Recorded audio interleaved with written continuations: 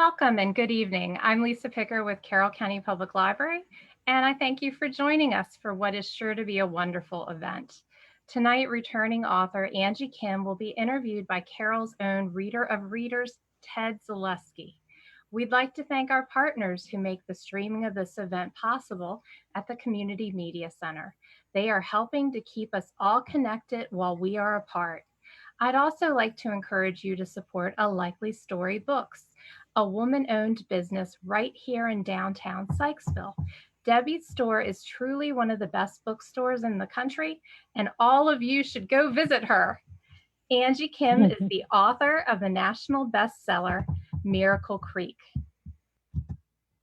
Named a Best Book of the Year by Time, The Washington Post, Kirkus, Real Simple, Library Journal, The Today Show, Amazon, and Hudson Booksellers, and a Good Morning America Hot Summer Read. Oh, and she also just won a little thing called an Edgar Award for Best First Novel. Kim is one of Variety Magazine's 10 storytellers to watch and has written for Vogue, The New York Times, The Washington Post, Glamour, Salon, and Slate.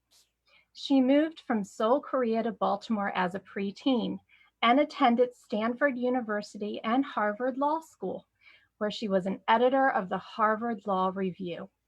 A former trial lawyer, she now lives in Northern Virginia with her husband and her 3 sons. She's at work on her next novel, which, if we may plead with her, she might even tell us about. We were delighted to have her at last year's Day for Book Lovers, and we expect even greater things for her in the future. Angie will be interviewed by Ted Zaleski, an avid reader, our good friend, and the Director of Management and Budget for the county. I will say, I think he would easily drop that and do this for a living if he could. Be sure to ask any questions on our Facebook Live feed in the comments, and we'll get to those as we can. And now, Angie Kim. Hi, how is everyone doing? I hope that everyone's able to see me. I've had to call in separately, so hopefully you're not just seeing this phone icon over there. But in any case, thank you so much for having me. Thank you so much, Ted. A Day for Book Lovers last year was, I think, one of my favorite events that I did, and it was an amazing experience, and I loved meeting so many people.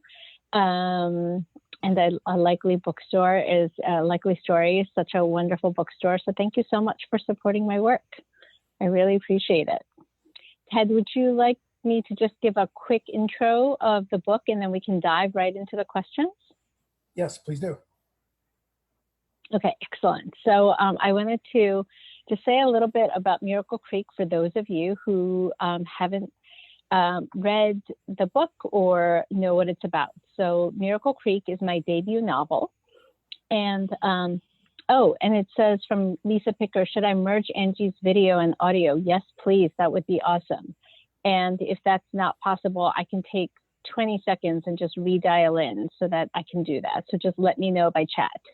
In any case, I just wanted to say that Miracle Creek is my debut novel, and it's a literary courtroom drama about a Korean immigrant family and a young single mother who's on trial for murdering her 8-year-old son on the autism spectrum. Miracle Creek, the title, refers to the name of the fictional Virginia town, the rural town where the Yu family, the Korean immigrant family, resides. And they have a business called Miracle Submarine, which is not a real submarine. It is a hyperbaric oxygen therapy chamber, which is a real thing. And it's an experimental therapy to deliver high pressurized oxygen to people. And what's happening is that, sorry, I'm a little distracted by the chat, but in any case, in the beginning of the novel, this group oxygen chamber explodes and there's an uncontrollable fire. and several patients who are inside who are doing this HBOT experimental therapy for things ranging from infertility and autism to cerebral palsy and Lyme disease, are caught in the chamber, sealed in this fire, and several people die. And we immediately fast forward a year to the murder trial, where the police have accused the mother of one of the kids who has died of setting this fire on purpose in order to be rid of the burdens of taking care of her child. And so in one sense, it is a whodunit, a why done it, a how done it. It's a murder mystery of sorts where we try to act as the jurors and we try to figure out who actually started the fire and why and how. But more than that, it's a deep dive into the lives of these people, the people who are the immigrant families who have settled in this rural, isolated community where they feel unwelcome and where they feel insecure because they don't speak the language, as well as the lives of these patients, the special needs community, and how they really need to depend on each other in order to sort of make it from day to day. So that's sort of the novel in a nutshell. All right. Thanks, Angie. Okay, Absolutely. So we're going to dive into Miracle Creek here. This is Miracle Creek. This is my working copy. You can see I've been spending a little time thinking about this. So I have a lot of things to talk about here. I was talking earlier, said I wish we had 2 hours to go through this. So first, book structure, just something that caught my eye. I think the first chapter, the incident, is the only one that's first person. And also young you is the first chapter and the second chapter of the book belong to her. Was there any intent there, or is it just something that happened? Well, I mean, it's a little bit of both. So young you, and I have, I think, managed to merge the video and audio together. So hopefully it's a little bit better. So thanks for being patient with me, everyone. And sorry for the technical issues. It's entirely my fault. So sorry about that. In any case, yeah, so the close third person is sort of my favorite writing technique. I really love sort of getting inside somebody's head by using a very, very close perspective. It's almost like the camera, if you can imagine a movie or a TV show or something, the camera like almost goes into the person's head, almost like a first person, except that you're using the he and she pronouns to give just a tiny bit of distance. So I really like that for short stories and for writing in general. And for the first person, though, which acts as a prologue. So I wanted to do it as a first person, which is different from everything else in the book for two reasons. One is I wanted to sort of give an indication that this was a little bit different from the rest of the novel. So the rest of the novel takes place really over the 4-day trial that occurs a year after the explosion. Whereas this is happening on the night of the explosion. It's the incident. It's the night when everything began. And so I wanted to give a little bit of a sense of urgency for that. And in order to do that, I wanted to have the intensity and the intimacy that I think the I voice gives. And then the second reason is that I wanted to give the readers a hint that out of the 7 characters who speak to us throughout the novel. So there are 7 point of view characters that speak to us, chapter by chapter. That Young, who opens and closes the novel, is sort of the one that we should pay attention to. She's sort of our main protagonist, if you will. And so pay attention to her. She's going to give you a lot of guidance throughout this mystery. She's going to be the character that you're going to sort of be interested in following as far as her journey is concerned and her arc, and give her a chance to sort of tell you a little bit more about her life and her perspectives. And she's going to give you lots of clues. And then I said that there were two reasons, but I lied. There's a third reason, which is sort of a kind of a silly reason in a way. So the first line of the book is, "My husband asked me to lie," and it really, when I thought of it, which that wasn't always the first line of the book, but when I sort of thought of it, I think it was like towards the end of the novel, when I had sort of figured out what the novel was about, because I didn't really plot it out beforehand. And I think writing the first draft is a process of discovery. And when I sort of came upon that line, I just thought, I want to keep that line. That is a great first line for my novel, because the novel is so much about secrets and lies and being told to lie by other people, and whether you follow that or not, and whether you decide to tell the truth regardless of what it costs you and your family. And so I thought that was a great first line that I wanted to keep. And, her husband asked her to lie just doesn't have the same ring as my husband asked me to lie. So I just sort of thought, okay, I wrote it in first person. I was thinking about maybe changing it to third, but I really can't now because I just love that first line too much. Okay, I can see that.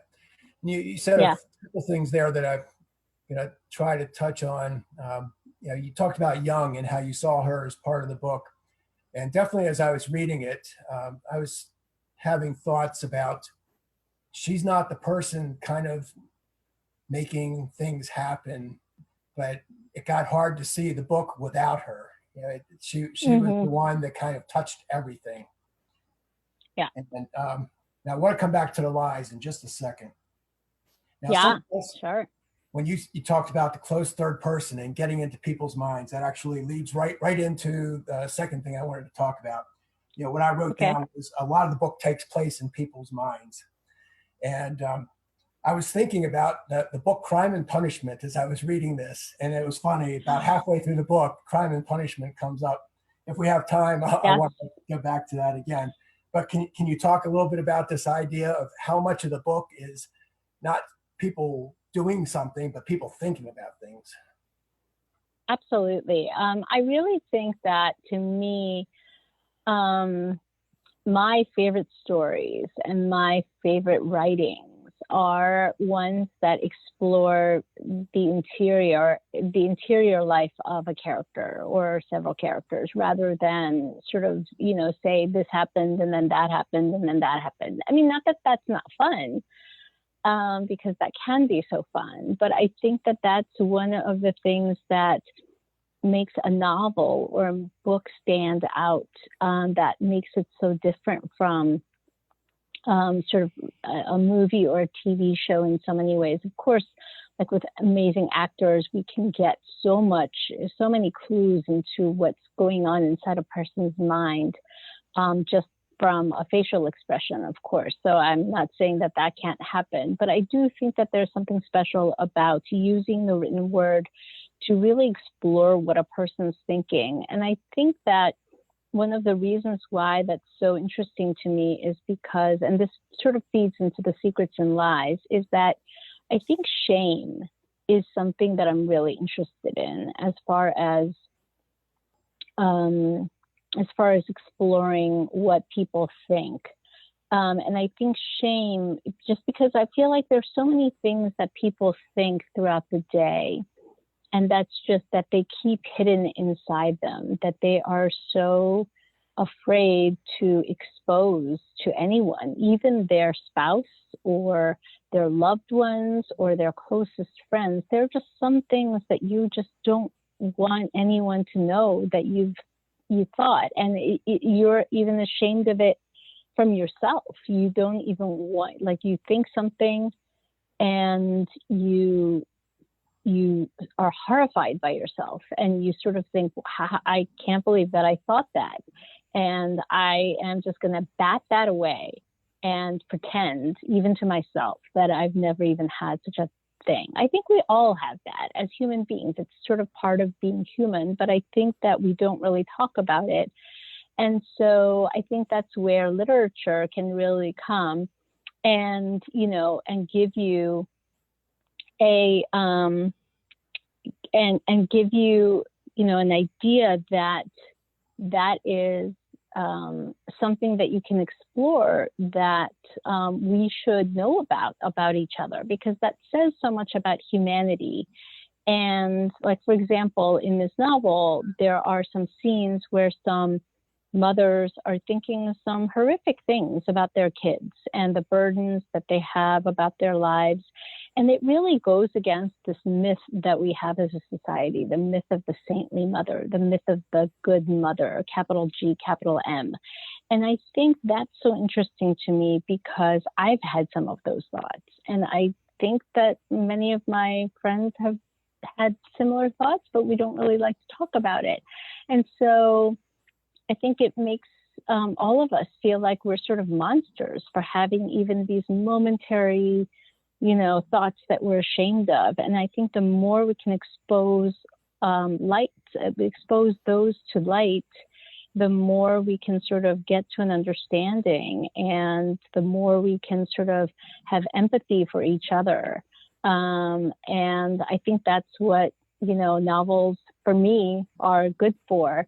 Other than just sort of saying, hey, here's something fun that happened, and this happened, and then that happened, and then some other thing happened, So did any of your friends read the book and then feel like they were better able to say something?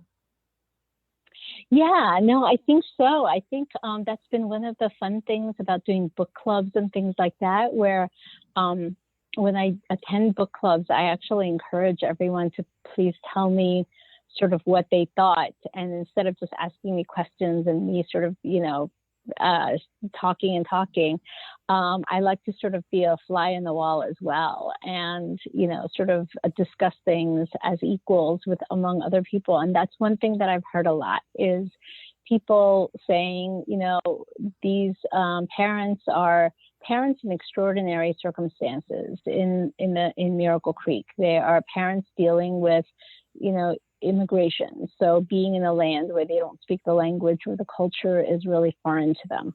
They are special needs parents, where they are dealing with their children and having to care for them 24/7, and being envious of other people who have easier and more quote unquote normal lives. All of that sort of stuff. But then I've heard from a lot of parents, a lot of mothers saying, it's not just that. It's not just, I'm a normal, quote unquote, normal mother with typical children, American in an American land. And yet I have those moments too. And so I've heard a lot of these sort of confessionals going around each other. And that's been one of the most heartening things that I've gone through in this past year. I think I've done something like, I've participated in like 120 book clubs or something in the last year or so. And that's been a consistent theme that's come up, and that's made it really rewarding for me to sit in on. Yeah, I can see it'd be a good feeling to know that your book has touched people in that personal way. Yeah, definitely. Now, you mentioned lies in your opening line. My husband asked me to lie. Now, this book is full of lies and liars.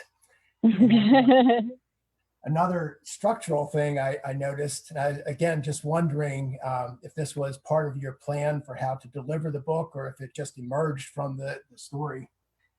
I was looking in the first 100 pages, and I might have gotten these counts wrong, but they should be close. There were 4 pages referenced lies. In the second 100 pages, there were 6. And in the third 100, it was 11. And in the last 50 pages, there were 7. So the pace of lying really picked up. So was that you trying to lead the story, or was that just something that kind of fell out of what was going on? I think I didn't do it that way on purpose. I think I'm an organic writer. I don't plot things out beforehand as much, although I'm trying to do that for my second novel more. And I am more sort of somebody who tries to get inside the head of whichever character is the point of view character for that particular chapter that I'm working on. And then, really try to think, how would this character respond to whatever's happening and whatever has happened, in the previous chapter. So it's more of like a method writing, like sort of like method acting, but, for writing. That's how I sort of like to approach the writing. So given that, I think it just meant that when we got to part 3, which had the highest lie count, people were really feeling more threatened. And and that's where all the revelations came, even some of the flashbacks to those really pivotal moments where they really felt like, okay, this is a very important, crucial thing that happened to me around the time of the fire, and exploring what that meant and why it was important to them. And I think in those moments, people can tend to lie more. And I think in my book in particular, the lying and their ties to shame really has a lot to do with the culture of the Korean culture and the special needs community as well, in the sense that I think shame is a huge concept in the Korean culture. I think because of the sense of like family honor and, making sure that your family looks good to other people and holding up, your face, and those types of concepts that are very, very important to the Korean culture. I think because of that, this concept of lying takes on a special significance. And in times of stress and in times when there's bad things happening and things that you're ashamed of and you feel guilty about or embarrassed about, I think the sort of lies get accelerated and, they sort of intensify and roll on. And I think it may be a similar thing that happens in the special needs community, in the sense that there's just so much stuff that's happening on a day-to-day basis. And I've talked a little bit in the novel about some of the challenges that the characters face with respect to, fecal smearing and, just some of the repetitive behaviors that are injurious, like self-injurious headbanging and all of those things. And I think that can also lead to a sense of embarrassment and a sense that you want to try to sort of protect your family and protect your child and yourself from the judgment of others by not talking about it and trying to hide away some of those types of things. And so I think all of those things combined together with the pressure of the murder trial and the sense of like, oh, they're closing in on the fact. I think all of those sort of combine together into like a perfect storm. And so then there's like lies upon lies upon lies that are happening. Yeah. Now, you were very influenced by a book called Mystic River by Dennis LaHaye. Yes. Oh, I'm so glad that you are bringing this up. I love that.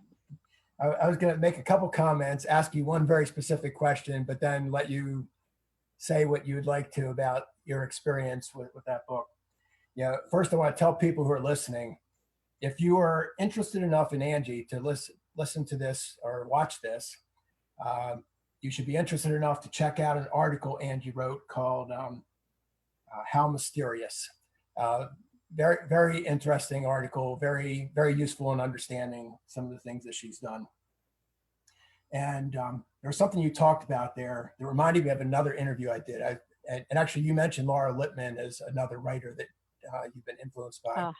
I interviewed Laura on her book Sunburn. And kind of like, your different perspectives, she had a handful of characters who kept changing from chapter to Mm-hmm. chapter.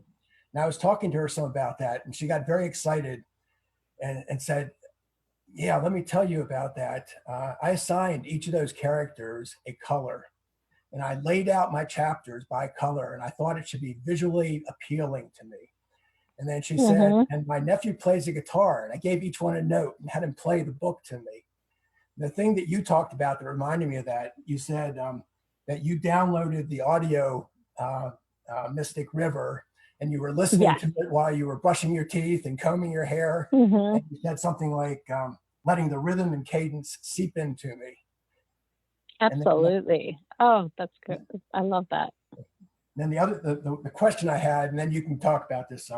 It was just 2:30 today. I actually looked at the clock when I had this thought. It said Mystic River, Miracle Creek. Is your title an homage to Mystic River? Absolutely. Yes, completely. It's so, oh yes, absolutely. I love that. I love that you're bringing this up. This is great. Okay, go to it. Okay, so first of all, what I was saying that I love so much is I just love that you talked to Laura and that she had these colors and whatever. So I also do the same thing. I assigned colors to the characters, and so even though I didn't outline first, as I said, once I was done with my first draft, I sort of did this very comprehensive outline and chronologies and charts and analyses of what I had written to try to figure it out and try to figure out how to tighten, reorganize, and all of that sort of stuff.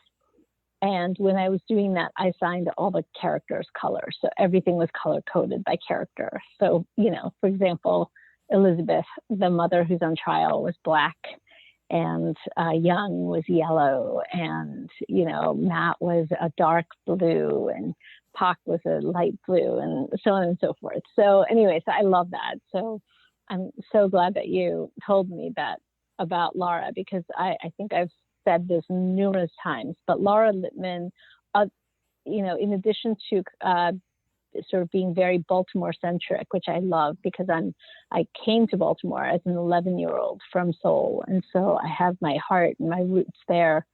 I think Laura is the only author about whom I can say this following thing, which is she has something like 23 novels. I can't think of any other author where I have read all of their novels and loved, not just enjoyed or liked, but loved all of them. There's so many authors that I love, and and if they have that many books, there's one book or two that I'm just like, that wasn't as, it was just not my cup of tea. But she's just consistently, I just love everything she's written. So in any case, about Mystic River, yes, that's why I named my town Miracle Creek. I did want to call the submarine Miracle Submarine, the hyperbaric oxygen therapy chamber. It looks sort of like a mini submarine. And I like the idea that it's a miracle, that the parents are hoping for a miracle, that they're desperate for a miracle. And so I wanted to use that. And then I just thought of, this creek running through this town where everything is sort of happening. And through the woods and cutting through and meandering. And in fact, my book was originally called Miracle Submarine, but some booksellers sort of objected to that, saying that they thought the title, including the word submarine in the title, might give people the wrong impression and make people think that it's a sci-fi novel or a military thriller or something. So they said, let's change it. And, and that was sad for me in a way, because I loved Miracle Submarine as title, because to me, that's like another character in the novel. It's sort of the central character throughout. But at the same time, I did think, now I can actually highlight Miracle Creek and call it Miracle Creek, which I sort of wondered if people might think was too close to Mystic River. And as far as, but it was definitely a titular homage to that. And I also loved the structure and the way that there was tragedy, but also a sense of sort of impending, like just solving the mystery. But then even after the mystery is solved, there's just so much fallout from that, which is present in Mystic River.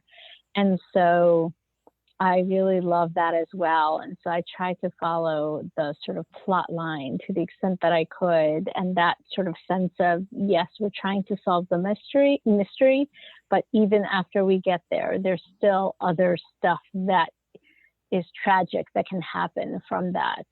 And like I said, I did love the voice that the different voices that he gave to the various characters. He also had something like 8 POV, point of view characters throughout the novel. And so I really was happy that I could sort of do a similar thing. And I love the grit of the voices, and I listen to the audiobooks all the time. There were actually 2 different audiobooks versions with 2 different narrators, and I loved both of them. So I sort of like went back and forth whenever I got bored. Can you talk a little bit about how you created your own master course to teach you how to write a book using Mystic River? Yeah, absolutely. Oh, I love that you read this article and that it spoke to you. So I, one of the things that I was saying is I don't have an MFA in writing. I'm relatively new to creative writing. I started writing about 10 years ago or something like that, 9-10 years ago. And especially fiction. And I started with literary short stories. So I don't have that much experience actually, writing mysteries to begin with. And I definitely don't have any experience even attempting a novel. And so, I mean, I read like every how to write a novel book that there probably is. But on top of that, the thing that I found most valuable is taking that novel, Dennis Lehane's Mystic River, and just sort of outlining it and analyzing it and deconstructing it. I have so many different documents that are also color coded, where I sort of say, from pages, 54 to 73, this character takes over in third person and reveals this key plot point, and that type of thing. So I have all these Excel spreadsheets that are color coded by character, and sort of saying at what percentage point in the novel did this particular plot point take place, and trying to sort of deconstruct that novel so that I could sort of say, okay, for this novel that really spoke to me and that really worked for me, this is how the skeleton of the novel laid out, and trying to sort of see how mine compared to that, my first draft compared to that, and seeing how I could maybe make my beginning a little bit shorter to sort of more imitate the structure that he had in getting us into the story faster, for example. So that kind of a master. So I called it my master class that I taught myself using Mystic River. So, those are the kinds of things that you have to do when you don't know how to write, how to do something, right? Like, and as a debut novelist, I didn't know anything. So that was what I had to do. And I'm so glad that I picked the right book. Yeah. I've never read it, but now it's on my list of things to get to. Oh, you have to read it. It's a great book, and it's also a great movie. The movie is amazing. It's got Sean Penn, and it's wonderful. I was going to read one little bit from your article. I thought it was really, really interesting. You're talking about Mystic River, and you say a contemporary twist on the classic whodunit with an inventive structure with a half dozen narrative voices weaving around each other, flashbacks and flash forwards intertwined with the present day murder investigation to give us not only the clues to the mystery, but a searingly intimate examination of the interior lives of the people affected. I read that and I had to stop and look. Okay, wait a second. Is she talking about her book or is she talking about Mystic River? Right. Oh, thank you. That's so wonderful of you to say. That was exactly what I wanted to accomplish, was what I thought he did so well. And I think Laura Lippman does like amazingly well in her novels too. It's that I think my attention span is not great, and my memory for names and things like that is not great. So I have a hard time with reading unless I get hooked really easily. And so I really like having that mystery to sort of hook me in as a reader, and then sort of keep me going along.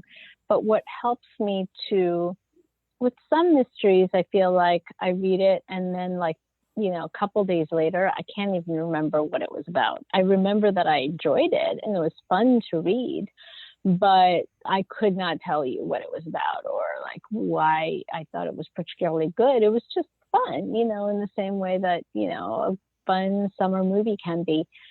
And I think for me anyway, what I really love and the things that I love in books are the things, like I talked about before, the interior moments where characters say something. And I just think that is so right. And I hadn't quite thought of it that way before, or I had thought of it that way, but I couldn't ever articulate it in the same way that this character is saying it. And it just means so much to me. And I think we've all had those moments when you're reading along and you just sort of stop. And on the one hand, you want to keep going because you're so invested in the moment and in that world and that character, and you want to keep on hearing what they're saying, and you want to keep going really, and you want to read really, really quickly so that you can find out what happened. On the one hand, you just want to stop and you just want to think about it, and you just want to savor it. And you want to savor those words and that insight to whatever that insight that character has, that they're telling you about. And I think that combination is sort of my own personal sweet spot of the things that I love to read. And so that was what I was hoping to create.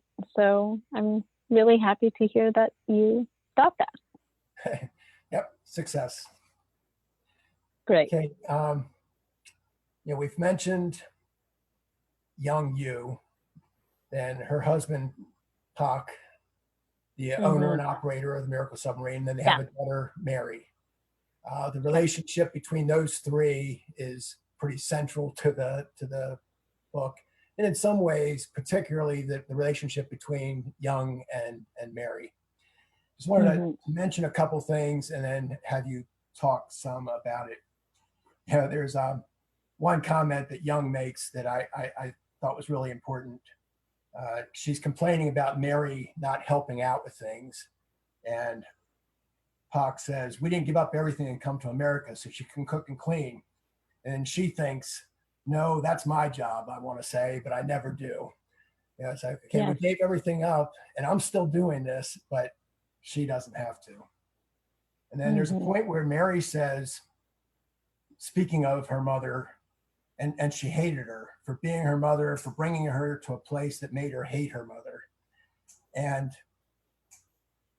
putting aside those thoughts, the thing that really stood out to me is it wasn't Young's decision at all. She didn't bring Mary to America, yet she's getting beaten up for doing it.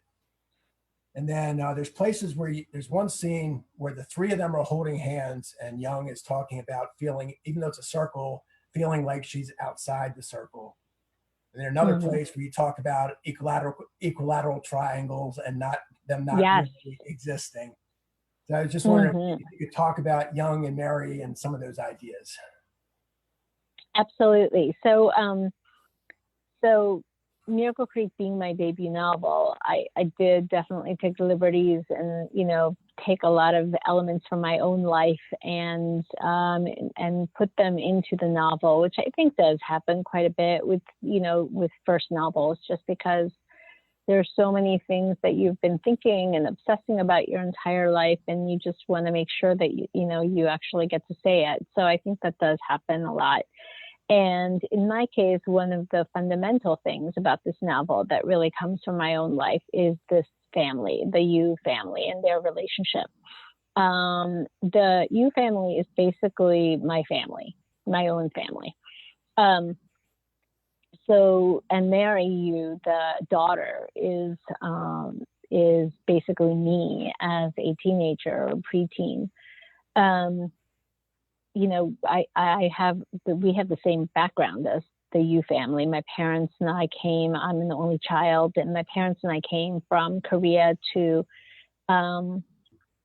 the Baltimore area when I was 11. We were really poor in both places, and my parents had a little tiny grocery store in downtown Baltimore, very dangerous neighborhood. So I stayed with another family with my aunt and uncle and my cousin. And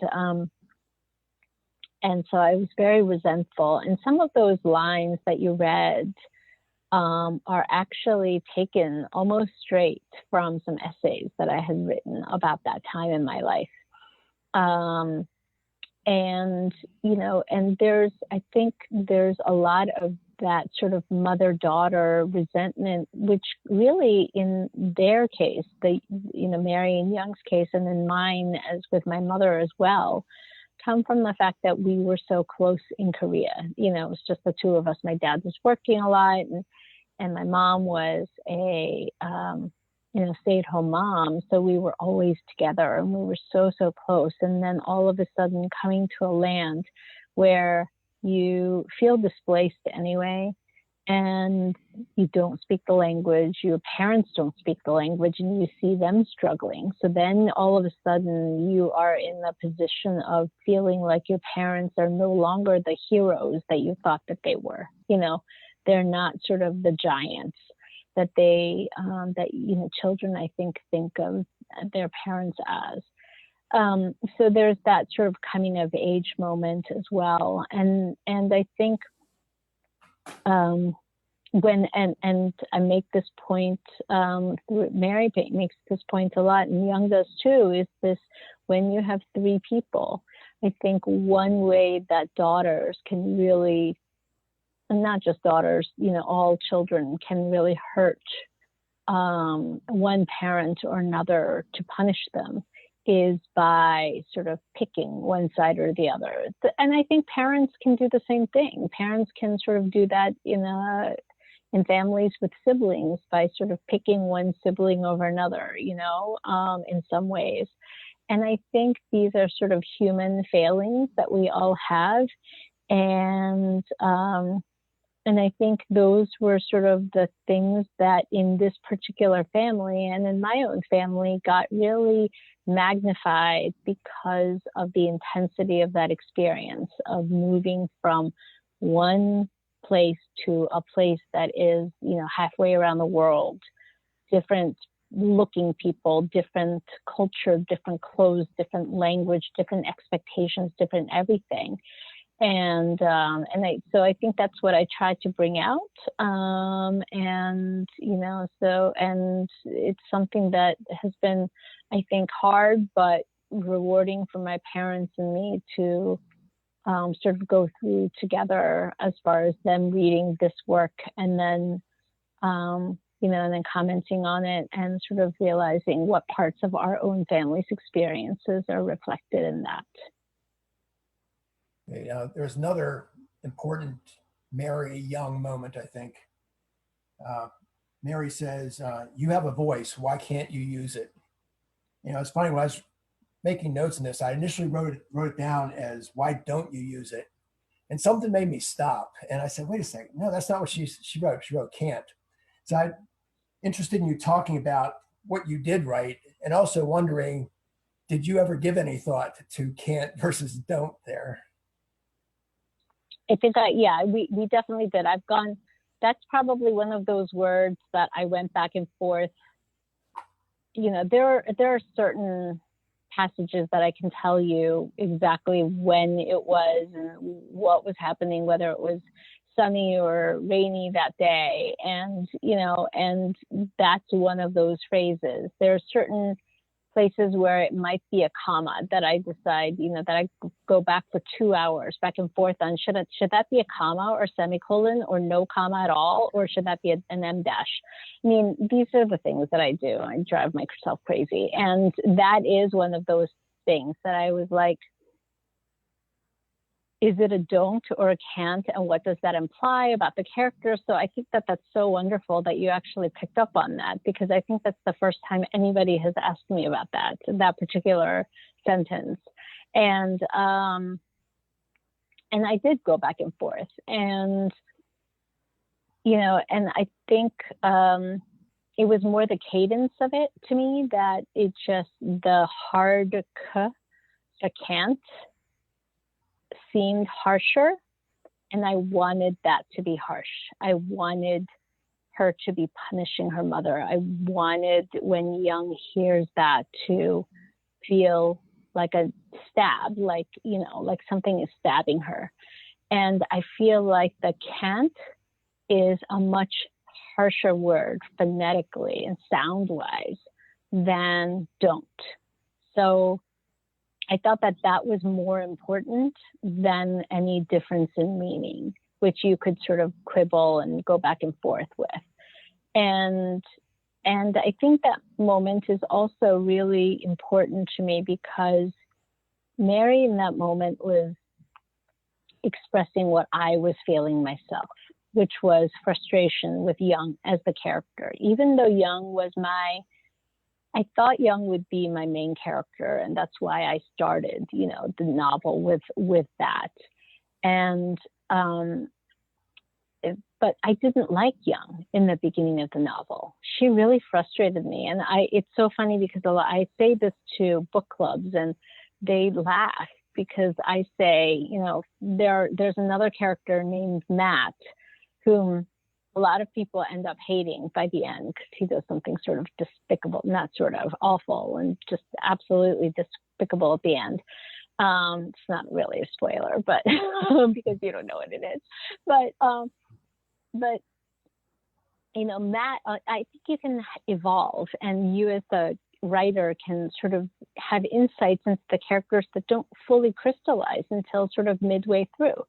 So in the beginning of the novel, I was really getting so annoyed with Young, even though she was my main character, because she was so voiceless. She was so helpless. She was so passive, and she was not standing up for herself. She was sort of like listening to what her husband was telling her and hiding her intellect and all the things that I really cannot stand about Korean women and the way that the Korean society treats women and makes women. I really feel very, very strongly about this. This is one of my sort of life's obsessions, is the way that the Korean society and the patriarchal society sort of has that kind of impact on women. And so the fact that she was sort of acceding to it and being that sort of perfect Korean wife was really upsetting me and pissing me off and annoying me. And it wasn't until the end that she sort of, I made my peace with her.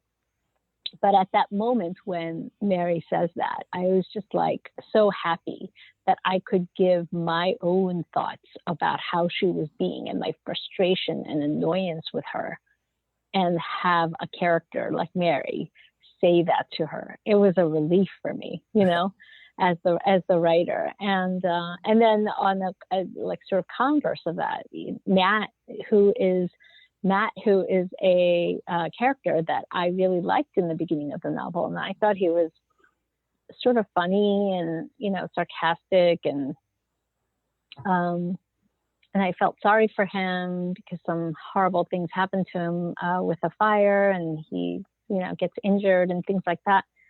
And so I think I liked him a lot, and I liked his voice. So I ended up giving him a lot of time and a lot of airtime. He has a lot of chapters, probably more than I think anybody except for Young. And then he sort of did a switch, and then by the end I ended up despising him. So the two characters went this for me. So yeah, it's interesting. Yeah, you talked about Young and Matt there, and how much time you gave them. Yeah. Matt and Young, while you split it up among 7 people, did have by far the biggest shares of what was in the book. Now, talking about young, and you mentioned hiding away her intellect, which is a really good lead into something else I was going to ask you about. Yeah. Early in the book, you have an idea of who Young is, but then we learn some things later that really not only change your mind, but it's almost like, wow, I didn't think that. But we find out later, that she was writing a master's thesis, talking about how Rouse, Kant, and Locke compared to Raskolnikov in the Crime and Punishment. I don't think anybody would have seen that coming. And then I guess kind of tied to this, Puck says something kind of interesting later in the book. He's mad at her and he says, this isn't one of your philosophy debates. So there are things to Young that we didn't see. Definitely. I think that's so interesting that you say that you didn't think of her as a smart, intellectual woman.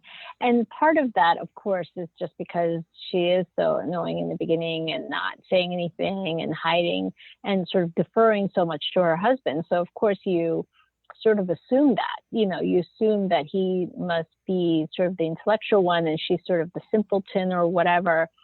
But I also wonder if it's because she is, she doesn't speak English. And so, I mean, she does speak English, but she speaks English with syntax errors and, she uses simple words and she, when she's speaking in English to other people, she, it's clear that she has an accent. And just the grammar and syntax errors, I think, do give people the wrong assumption that she must not be very intelligent. And I think it's this, I have this whole thing about, it's one of my life's and, obsession, pet peeve type things, is this whole thing with equating how our society, and by our society, I don't mean the American society, I just mean like everybody, like the entire world, all human societies. I think we equate verbal fluency, especially oral fluency, with intelligence, and we equate the two. And because Young speaks English with, in a faltering way, and she has an accent and all that kind of stuff, that we just sort of assume that she must not be very intelligent. And I remember some of my writing group members, when they were reading early parts of this, they thought that she wasn't very intelligent. And then she said something really intelligent and really thought-provoking at some point. And they were like, I just don't buy this scene because she doesn't seem all that intelligent to me. I thought she was sort of a simpleton who hadn't been educated. And the way that she's talking, it's so thoughtful. It seems so out of character. And I had to sort of say, I think you think that it's out of character because you think of her as a simpleton because she speaks English with syntax errors. And they were like, wait, do I? Maybe we do. And we sort of thought through and we went through all of the character traits and all the moments. And there was really no reason why they would assume that she wasn't very intelligent except for that. And so it was sort of a big aha moment for me. And I thought, one of the things that I do have to do as an author is just to recognize that is a bias that I think readers are going to have, like every reader, because that's just so ingrained in our thought processes. And I knew that background about her. So I remember telling my writing group, I was like, but she has a master's, or she doesn't have a master's because she didn't finish her thesis, but I was going on and on and on about all the stuff that she had done. And they were like, okay, well, we don't know that. And I said, okay, well, I obviously have to make that more clear because I want people to know that you can be intelligent and speak with, not perfectly, and speak with an accent. And I want people to know that she herself feels a difference in IQ between when she's speaking in English versus Korean. And she talks about that in one sentence that she says that when she's arguing with her daughter, she prefers to argue in Korean because otherwise, her IQ like drops by half when she's speaking in English. And her daughter makes her feel so ashamed of that. And then I sort of thought, okay, I have to also make it clear that just because you're passive and being a good Korean woman, by virtue of listening to your husband and being deferential, doesn't mean that you're not capable of thinking for yourself. It's that you've just been conditioned by culture not to do it. And so I needed to bring that out more. So it was a huge, huge thing for me. So I'm so glad that you talked about that. That's really important to me that people realize that. So I'm really glad that you have. And on Pak, you did more directly address it. There's a spot in the book where you say Pak was a different person in English than he was in Korean. And then you go on to explain how he behaved in Korea versus how he behaves in the United States. Absolutely, yeah. I think that's something that a lot of immigrants have to deal with. I'm going to take a wild right-hand turn here, go completely off what we've been on. Shannon Hogue, I thought, was a really interesting character. And oh, good. I love her. I was thinking, we know almost nothing about her. We know that her looks are deceptive. She has a black Mercedes, a very teenage daughter, and we see her in court. That's all we know. But I'm hoping that we will see her again. And as I was thinking about her, I kept thinking that she reminded me of some other character, and it finally came to me. Harlan Coben has an attorney character named Hester Krumstein, and she kind of reminded me of her. And not that they're the same character, just kind of made me think of it. Right. Okay, cool. I'll have to look that up and read. I love Harlan Coben, so I'll have that, but I don't think I've read that book, so I'll have to do that. Well, that's I ran across her. I did an interview with him in a book called Runaway, but I did recently read that he's actually put her in another book with a bigger role than she had there. I haven't read it. Oh, I love that. That's great. Lisa, how are we doing? We have a few questions from the audience if we'd like to work those in now. Okay. First, we have from Shauna. What was your inspiration for writing Miracle Creek? Oh, what a great overview question. So I talked already a little bit about the foundational immigrant experience that I had. But like I said, this being my debut novel, I sort of jammed all of my life experiences into it. And so the other two things that are sort of woven in throughout the novel are, of course, my first career, which was being a trial lawyer. So I did love being in the trial setting, in courtrooms, although I have to admit and confess that I hated everything else about being a lawyer. But I did like the courtroom part, and so I put a lot of that, of course, in through the murder trial and things like that. And then the sort of last thing, and probably the most central thing, is the HBOT setting. So I have 3 boys, and all 3 are fine now, but they all went through sort of mysterious illnesses when they were babies and toddlers. Which was really, really difficult. And I think that's actually why I started writing, because I just felt the need to sort of unload all and decompress. And, I needed a catharsis. And so writing provided that for me. So I started writing, when sort of they had gone through everything and they were all fine. And I was sort of taking a look back on my life and sort of saying, okay, what has happened here? But one of the things that we went through with one of my kids was this HBOT thing, this experimental thing. So one of my kids was born deaf in one ear, and so had a lot of speech therapy and auditory processing therapy. And through that experience, I met this wonderful community in Northern Virginia, DC, Maryland area of mothers with children with developmental, concerns and special needs and things like that. We would like run into each other at the speech therapist's reading office all the time and sort of hang out together and things like that. And one of them told me when the same kid was 4, he developed ulcerative colitis.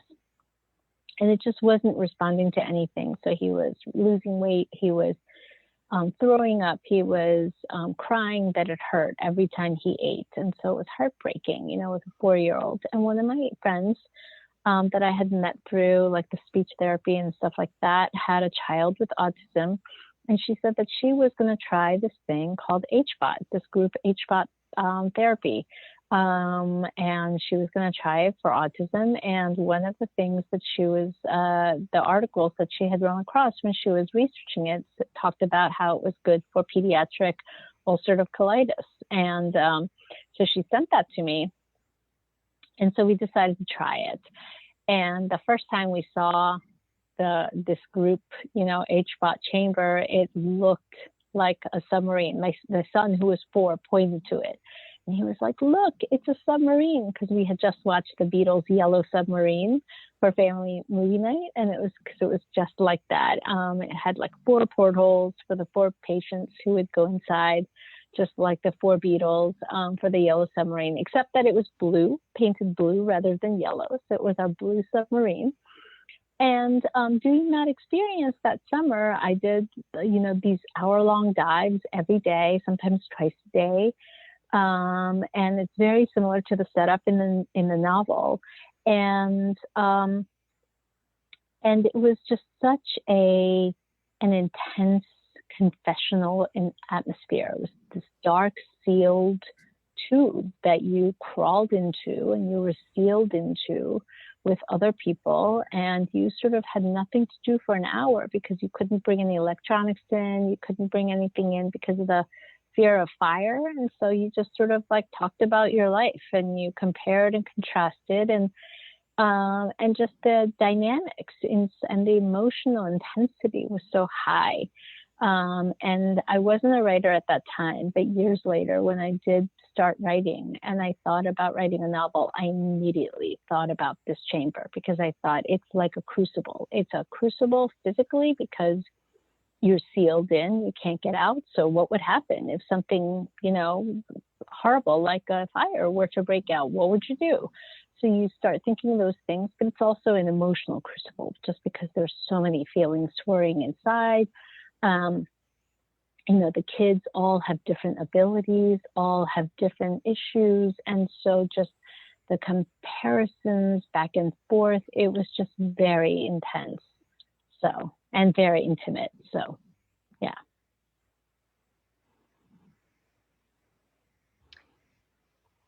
So the next question is from Marty. Are you working on another novel? And if so, what can you tell us about it? Oh, yes. We had talked about how you were hoping that I would spoil a little bit. Not spoil, but so my next novel that I'm working on right now is called The Happiness Quotient. And it's about a 10-year-old boy in the DC area, so the same world as Miracle Creek, but in the present day. So about 10 years after Miracle Creek takes place. Miracle Creek takes place about 10 years ago, 12 years ago.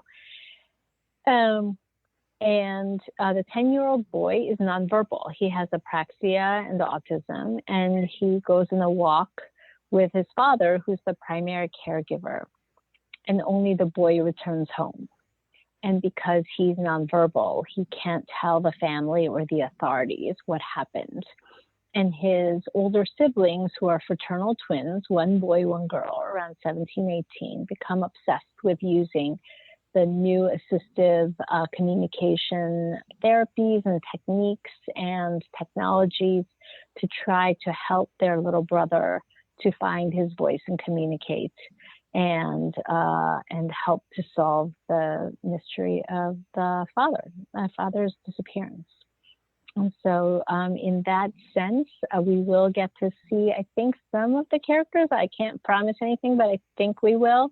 At the very end of Miracle Creek, there is a reference to something called Henry's House, which is a respite home for children. And I think that our 10-year-old boy goes there. So we will sort of run into Teresa, hear what's going on with her and Young, and we will also, I think, I'm not sure yet, but I think we will run into Shannon, the defense lawyer, again, because I think that when there's a missing person, it's going to be natural for the police to sort of want to get involved and question, the parent, the spouse. I think that's sort of standard that happens. And so I think that probably Shannon's going to become involved because they're sort of in the same area geographically and with respect to sort of the autism world and all that kind of stuff. Angie, when is this coming out in publication? Oh, well, I have no idea whatsoever. I'm guessing several years from now. Okay. I'm a very slow writer, and so I'm taking my time and, sort of getting to know the characters right now and starting to really hone down in the writing process. So unfortunately, I can't promise anything because I am such a slow writer. But in the meantime, Miracle Creek did come out in paperback recently, right?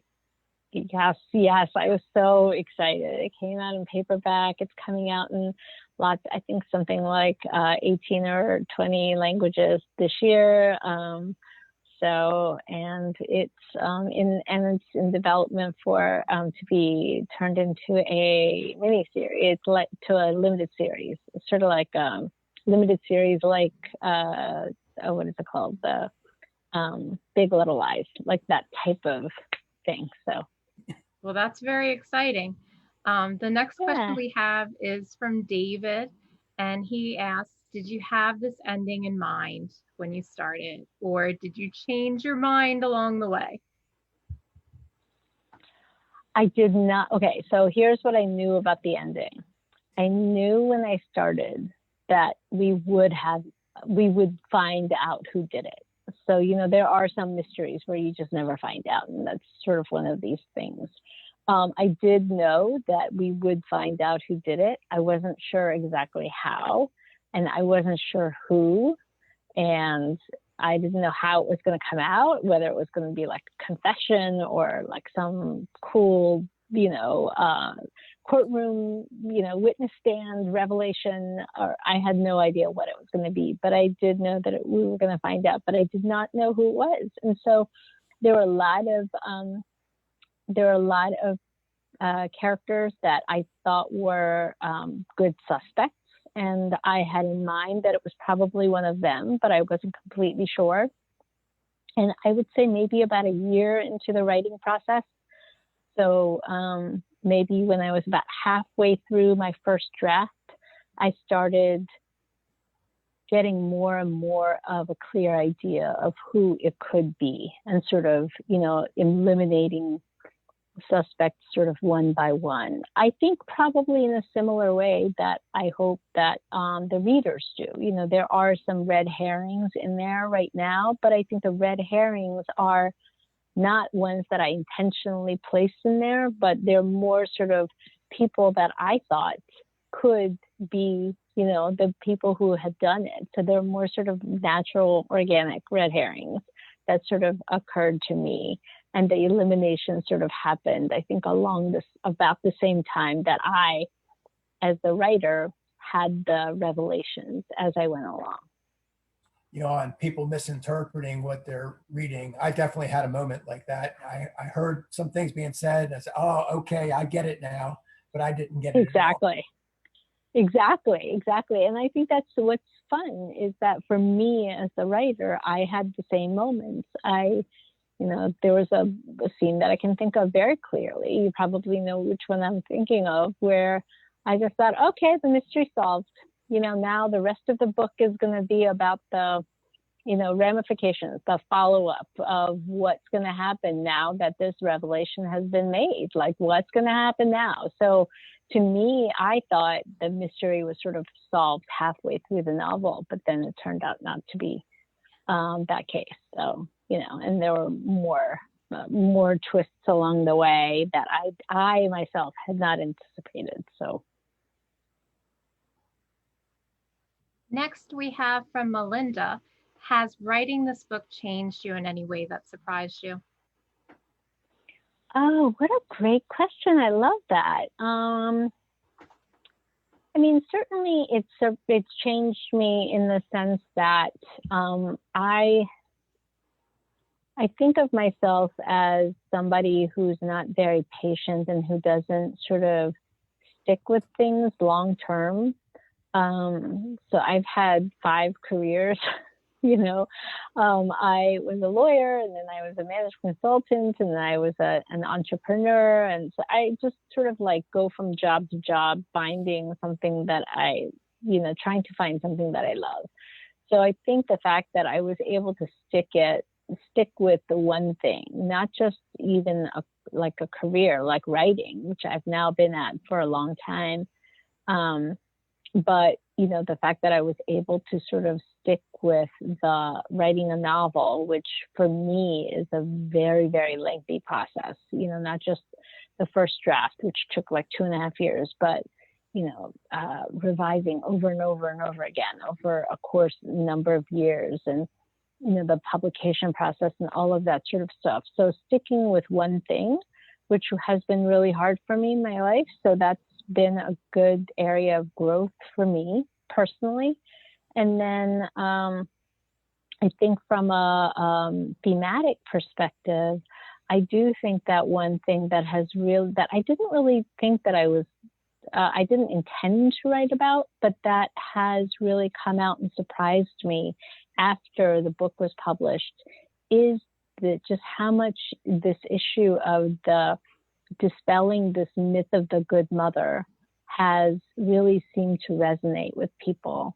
So that's been really interesting for me, and it's been really rewarding for me to see that does, really resonate with people, and how much I think people really do crave seeing what's really true about people, even if that's a harsh side. It's not completely pleasant to see some of these mothers having these, really shameful thoughts about their children, about being mothers, about each other as friends, all of that sort of stuff. And yet there was something about that really seemed to sort of resonate with people in a raw way. And that's been really interesting and heartening for me to see that even though it's not particularly pleasant, people have still really enjoyed that. And then looks like we have one final question. It's from Dr. Eck. They ask, have you shared your novel with university students? And if so, how do they respond to it? Oh, thank you. Yeah, I love that. Yes, I have, with university students and also with high school students as well. So I have, and in fact, actually, I feel like in some ways, they're the most avid readers. There's a passion to, I think, the really young groups that I have. I've spoken at high schools, I've spoken at colleges, and I've also done some like law schools and, so some more recent graduate types of events, alumni events featuring really, really young people in their early 20s or, mid 20s. And I feel like the one thing that I've gotten from a lot of them has been, there's been a lot more focus on less than I thought on the mystery element and the sort of the whodunit element, and more on the experience of the family and the family dynamics, and how much the daughter mother relationship not only hurt the daughter, but also the mother or the father, and thinking about sort of that. So I don't know if it's that they're thinking a little more about sort of their own role in their families, but it seems like I've had some really amazing conversations with them, with those groups. And not to mention, I have to say, I think I have to say my favorite event of all time. It was this really interesting, fun event that was unusual. Last year in Savannah, outside high school invited me to come speak to them when I was at the Savannah Book Festival, and it was a high school right outside Savannah. And when I went in, they surprised me. This high school, they had a mock trial. And so I walked in, and they were so giddy about it. They were like, "Oh, we can't wait to surprise you." And we walked in, and it was like quiet. Court is in session. And it's like, what is happening? And they had their teachers in robes. So like there was a teacher who was in a judicial robe acting as the judge with all of the props that you would have, and they had a witness box of their honor students, and they had like a huge, jury box, and it was just really, really wonderful. And they threw this entire like huge event for me, and it was just so special. So it's on my Instagram page, that whole thing. If you and Angie Kim Ask on Instagram, if you want to see it, it was just so special. So I feel like the students do things like that as well, that are that can be so fun. Okay, Ted, did you have any final thoughts? Yeah, Angie, thank you for a very interesting trip through your life and how it led to this book and the various topics we talked about in the book. And I want to ask you one last question. Sure. I did an interview on a kid's book called Amina's Voice. It was about a Pakistani immigrant story, but Amina's best friend is Korean named Sujin, and she's about to get American citizenship, and she's talking about how she wants to change her name to an American name. Now, we know you as Angie. I'm thinking maybe you weren't always Angie. What was your name? Yeah, it was Kim Soo-yeon. So Soo-yeon was my Korean name. And I think you spell it like the Americanized way of saying it would be Soo-yeon. And then, my last name in Korean, Kim is like the most popular, Korean name. It's like Smith and Jones combined or something, and Johnson combined or something. And it's actually not Kim in Korean, it's Kim. So my name was Kim Soo-yeon, and I actually have an essay that I wrote about how that 14-hour flight from Seoul to or Incheon to I came through Chicago, but how that flight, I entered that airplane as Kim Soo-yeon and came out as Angela Kim, and how strange that was. And then how much I grew to hate the name Angela, because I associate the name Angela with the middle school recent immigrant version of me, who was bullied and made fun of, and like I didn't understand anything, and I felt so stupid and all of that. So to this day, I have sort of an allergic reaction to Angela, even though that's my formal name. That's in all of my legal, my driver's license, my passport, everything. It's Angela Kim, and I'm just like, I can't stand Angela.